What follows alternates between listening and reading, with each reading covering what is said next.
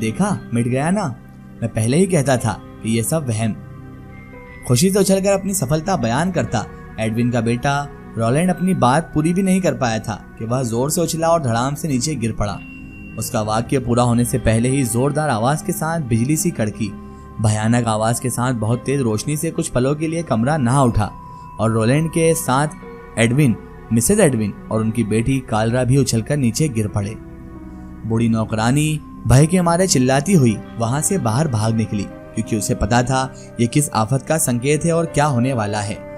Edwin संभल कर उठा और उसको सबको संभालने की कोशिश करने लगा। फिर बाहर जाकर देखा तो नौकरानी बेहोश औंधे मुंह पड़ी हुई थी। भयानक आंधी के साथ घटा घोप अंधेरा हो चुका था और झमाझम बारिश भी शुरू हो चुकी थी। एडविन और उसके पूरे घर वाले इस वाकये से बड़े हैरान हो चुके थे कि अचानक वो सब कैसे गिर गए और ये नौकरानी यहाँ पर औंधे मुंह पड़ी क्यों गिरी हुई पड़ी है। उन्हें कुछ भी समझ में नहीं आ रहा था। बहरहाल बूढ़ी औरत को उठाकर अंदर लाने के बाद एडविन पानी के छींटों से उसे होश में लाने में सफल हुआ और समझाने का प्रयास किया।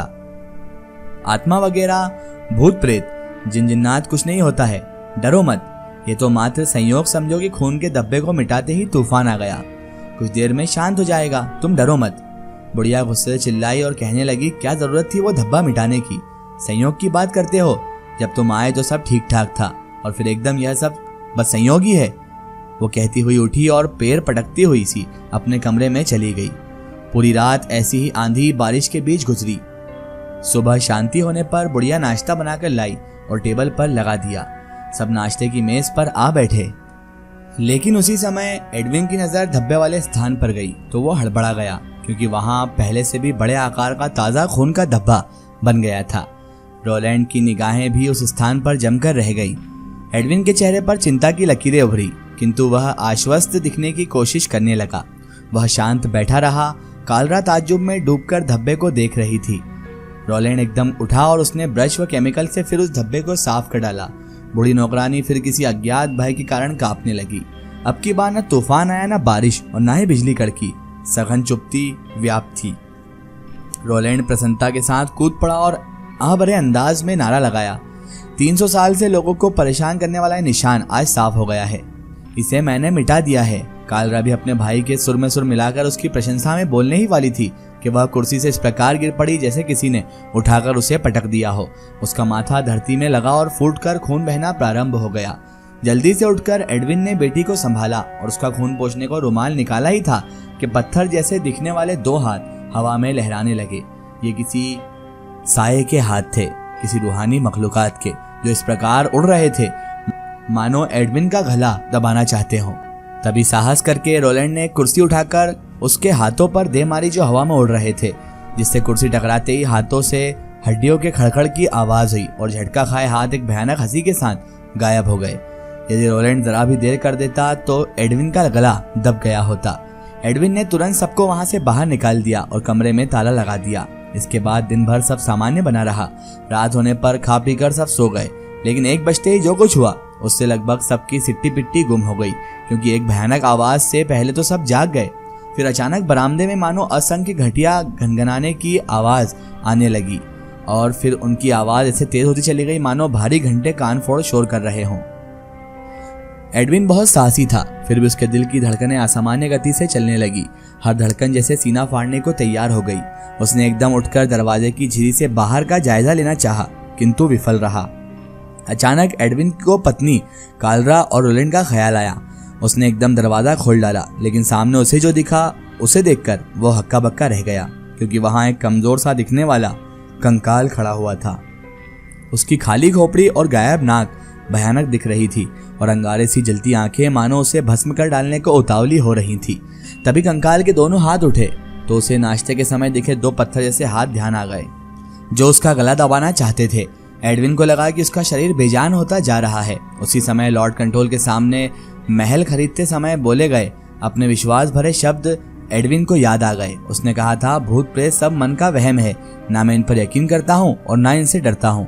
उसने हौसला कायम रखते हुए सामने खड़े कंकाल से कहा, तुम्हारी आयु बहुत ज्यादा हो गई है। बुढ़ापे में इंसान को अथवा भूत सभी की ताकत घटती है। अगर मैंने सही जाना है तो तुम वैसे भी 300 साल के बूढ़े हो। महल खरीदते समय जब मुझे तुम्हारे बारे में बताया गया, मैं तभी जान गया था कि तुम बूढ़े और कमजोर होगे। वही बात देख भी रहा हूँ। मैंने तुम्हारी सेहत के लिए एक दवाई मंगवाई थी, वह किसी को भी सुदृढ़ और शक्तिशाली बना देती है। लो, तुम भी इसकी मालिश करके मजबूत हो जाओ। मैं तुम्हें ये दवा गिफ्ट कर रहा हूँ। यहाँ कोई भी कमजोर होकर रहे मुझे अच्छा नहीं लगेगा। ये कहते हुए एडविन ने कैंडल स्टैंड के पास रखी एक बोतल उठाकर बाहर फर्श पर दे दी। भूत की अंगारे बरसाती आंखें उसकी निडरता पर क्रोध से और दहक उठी। वह एडविन और रोलैंड के दुस्साहस को आश्चर्यचकित था। एडविन ने मुस्कुराकर उसे देखा और दरवाजा बंद करता हुआ बोला, ये दवा काफी प्रभावशाली है और कहोगे तो लंदन से आ जाएगी। अजीब आदमी है। भूत परेशान हो उठा। आज तक ऐसा बर्ताव करने वाला दूसरा कोई नहीं आया था। 300 साल में यह पहला मौका था। गुस्से से कसमसा उठा वो कंकाल, वह आंखें मानो अंगारा उगलने के लिए तैयार थी। क्रोध से पागल कंकाल ने शीशी उठाकर नीचे पटक दी। अंदर एडविन मजे से लिहाफ ओढ़े लेटा था।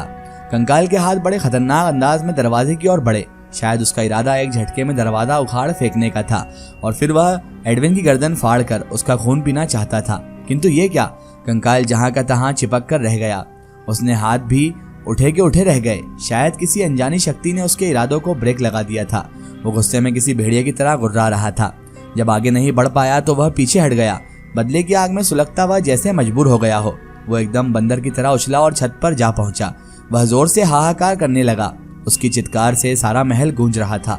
बूढ़ी नौकरानी लेटी प्रभु को याद कर रही थी। वो बहुत डर गई थी। एडविन का परिवार आश्चर्यचकित था और मन में शंकित भी कि अब जाने क्या होगा। अब हमारा छुटकारा इन सब चीजों से कैसे होगा और हम यहाँ से कैसे बाहर निकलेंगे, यही वो शंकित कर रहे थे। अपमान से जला फुंका कंकाल महल की छत पर खड़ा जैसे कोई निश्चय कर रहा था। अभी तक वह महल में आने वाले 100 के लगभग इंसानों को मौत की घाट उतार चुका था। आज तक यहाँ उसने किसी को भी बसने नहीं दिया था, लेकिन यहाँ के नए मालिक उससे भयभीत होने के स्थान पर उसका उपहास कर रहे थे। क्रोध की अग्नि में फूका जा रहा वह कंकाल बेचैनी से तरह तरह के पोज बना रहा था। वो समझ नहीं पा रहा था कि उसे कौन उसके इरादों से रोक रहा है, वरना वो तो इस सारे महल को खाक कर डालता। वह सोच में डूबा हुआ था कि आखिर इस शख्स की मददगार शक्ति कौन है। एडविन प्रातः दरवाजा खोलकर बाहर निकला तो उन्नीदी सी नौकरानी उनकी प्रतीक्षा में थी। आंखें बेनूर और चेहरा फक पड़ रहा था। उसके आदेश दिया कि नौकरानी टेबल पर नाश्ता लगा दे। यह देखकर उसका दिमाग चकरा गया कि वह खून का डब्बा आज भी अपनी जगह है, बल्कि पहले से ज्यादा चमकदार और ताज़ा है। नाश्ते की टेबल पर वो सब रात की बात पर आपस में चर्चा कर रहे थे। एडविन व लॉरेंस परस्पर बातें करते हुए खिलखिला रहे थे और कंकाल का मजाक भी उड़ा रहे थे।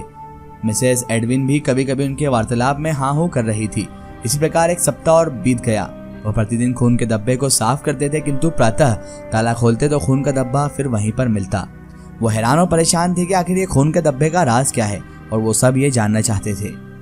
इसका एक स्टोरी हम देखेंगे इसके अगले पार्ट में। दोस्तों, अगर आप भी अपनी जिंदगी की कोई सच्ची कहानी या सच्ची घटना हमारे चैनल से शेयर करवाना चाहते हैं और आप चाहते हैं कि आपकी स्टोरी भी माय स्टोरी बुक चैनल से शेयर हो, तो आप हमें हमारे फेसबुक पेज पर कांटेक्ट कर सकते हैं और अपनी स्टोरी वहां पर हमें बता सकते हैं।